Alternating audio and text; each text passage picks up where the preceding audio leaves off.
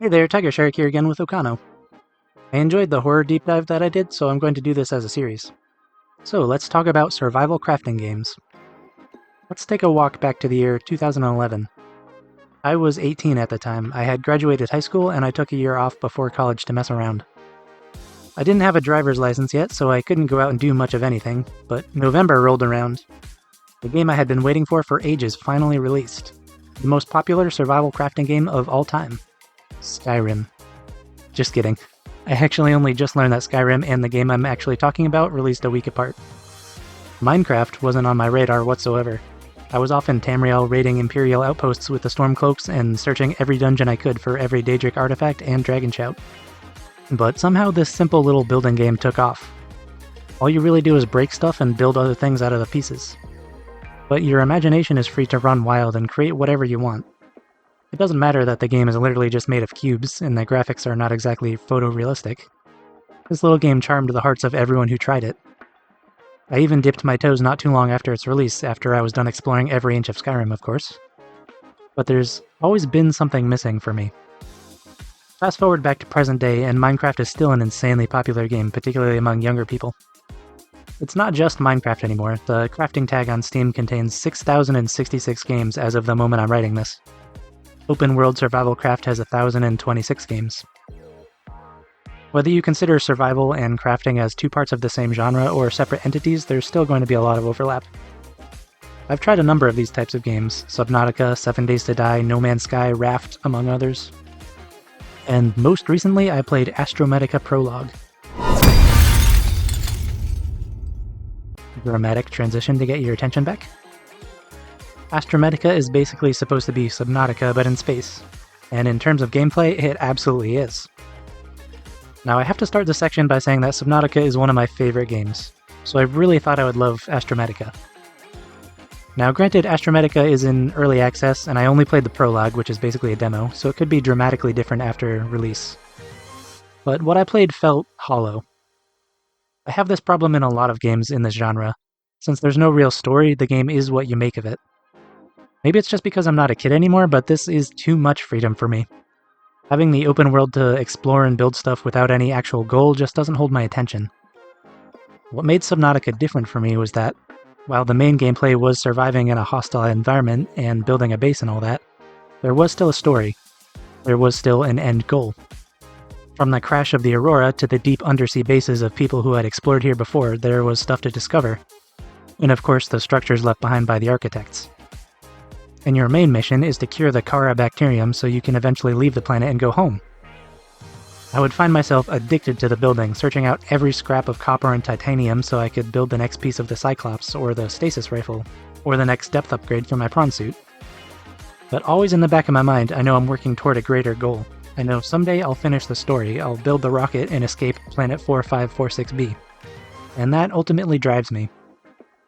Playing through the Astrometica prologue felt different. The gameplay was familiar, but the lack of a story driving me forward was what was in my mind this time.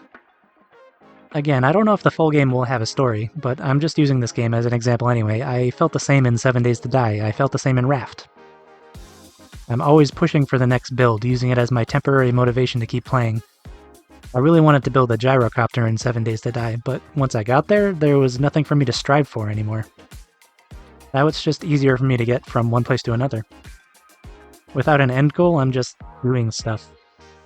And I haven't even gotten to the biggest difference between Astrometica and these other games I mentioned. In Subnautica, the ocean is teeming with life. Hundreds of small, harmless fish swimming around that you can use for food or water or even pets. And then the less friendly wildlife like the bone sharks or the stalkers.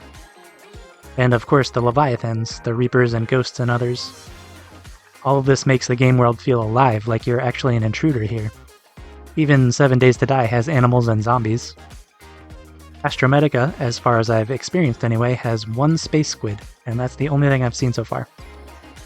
Sure, the place is intriguing and there are all kinds of structures and things in the distance that make you want to visit and explore, but in the end it's all hollow. There's no NPCs, no story, no real quests. I'll keep saying this, maybe the full game will be different, but in this moment it's just a shell. It's a playground, but an empty one with no other kids in it. Now, I didn't make this video to crap all over Astrometica. I really think they have a solid foundation.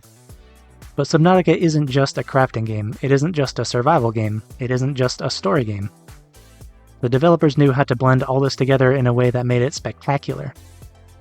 I was a scaredy cat when I started, and the Reapers are terrifying. But the game pulled me in so much that I've completed it multiple times over now. If the dev of Astrometica is going to make a game so similar to Subnautica as to even copy the title, then they're inviting comparisons whether they want them or not.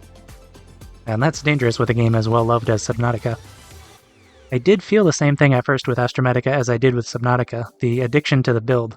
Looking at the recipe and seeing what materials I need, running out into space to gather them, coming back and building the thing, gathering materials to build the thing that I need to build the thing that I need to build the actual thing I'm trying to build.